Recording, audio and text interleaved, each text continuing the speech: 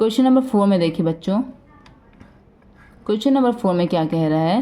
Question number 4 में कह रहा है कि two adjacent angle of a parallelogram are 3x - 4 and 3x + 16। Find the value of x, hence the measure of each of its angle. कह रहे हैं यहाँ पे x का वैल्यू निकालो और हर एंगल का भी मेजरमेंट निकालो। ठीक है, ये दोनों एडजेसेंट एंगल दिया हुआ है, बिल्कुल क्वेश्चन नंबर 3 की तरह बनेगा। चलिए हम लोग स्टार्ट करते हैं कॉपी में।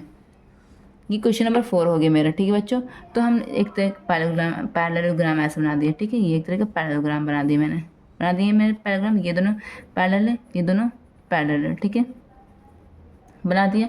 अब यहाँ पे ये कह रहा है ये ABCD है, ये ABCD। ठीक है, यहाँ पे क्या क्या दो एडजेसेंट एंगल का दिया हुआ मेजरमेंट। ये इसको मान लिया 3x - 4। ठीक है, इसका एडजेसेंट B, इसका मान लिया 3x + 16।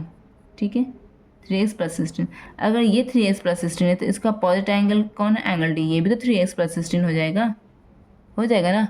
अगर ये 3x - 4 तो ये भी तो 3x - 4 हो जाएगा, क्योंकि ये तो अपोजिट एंगल है। अपोजिट एंगल हमारे पैरेललोग्राम का इक्वल होता है। तो चलिए हम लोग बनाते हैं angle A + angle B + angle C + angle D = 360 degree.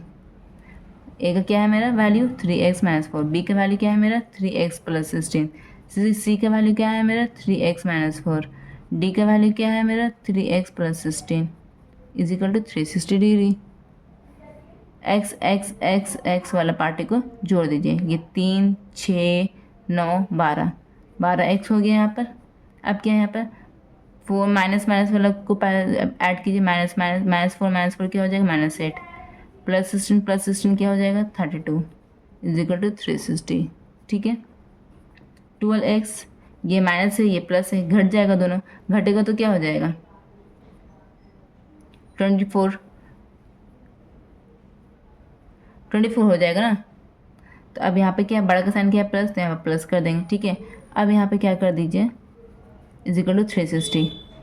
अब ये नंबर वाला है, ये RHS में चला जाएगा, ये वेरिएबल वाला यहीं रहेगा। 360 ये उधर चला जाएगा तो -24 हो जाएगा। 2x = 10 में 4 गया 6, 5 में से 2 गया 3, और ये क्या हो जाएगा 3। ठीक है, अब यहाँ पर क्या करना है, x बोलेगा मैं अकेले रहूँगा यहाँ, तुम भी जो RHS में। तो जब ये इधर जाएगा तो यहाँ पर मल्टीप्लाई के साथ अटैच है ना, तो इस घर में जाएगा तो डिवाइड के साथ अटैच हो जाएगा। अब पढ़ो 4 × 12, 4 × 32, 4 × 16 कट गया। अब और कट रहा है 3 × 3, 3 × 3 2 × 6, 3 × 24। एस का वैल्यू यहाँ पर 28 आ गया। ठीक है, यहाँ पर लिखना है एस का वैल्यू यहाँ पर 28। और क्या कह रहा है कि हर एंगल को यहाँ पर फाइंड करो। तो एंगल ए किसके बराबर है, पहले एंगल सी के बराबर है। क्या है दोनों का वैल्यू 3x - 4। 3x - 4 का मतलब क्या होता है 3 × x - 4 है ना। तो यहाँ पर क्या करें, मल्टीप्लाई करेंगे, यहाँ पर s का वैल्यू पुट कर लीजिए। s का वैल्यू पुट करेंगे तो 3 × s का वैल्यू क्या है 28 - 4। यहाँ पर मल्टीप्लाई करें या माइनस करें, आप कंफ्यूज हो जाएंगे कि मल्टीप्लाई करें या माइनस करें। तो बोर्ड मास में क्या आता है, पहले मल्टीप्लाई आता है बोर्ड मास से, तो मल्टीप्लाई करेंगे। तो 3 24 का 4, बाकी बचा 2, 3 2 6 7 8 -4।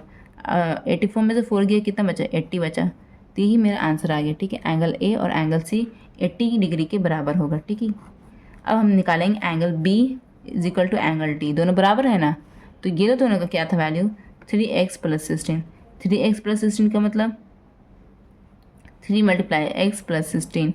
अब अकॉर्डिंगली वैल्यू पुट कर देंगे। 3 × s का वैल्यू क्या निकला यहाँ पर मेरा 28 + 16। ठीक है, पहले मल्टीप्लाई करें या ऐड करें, बताइए बच्चों।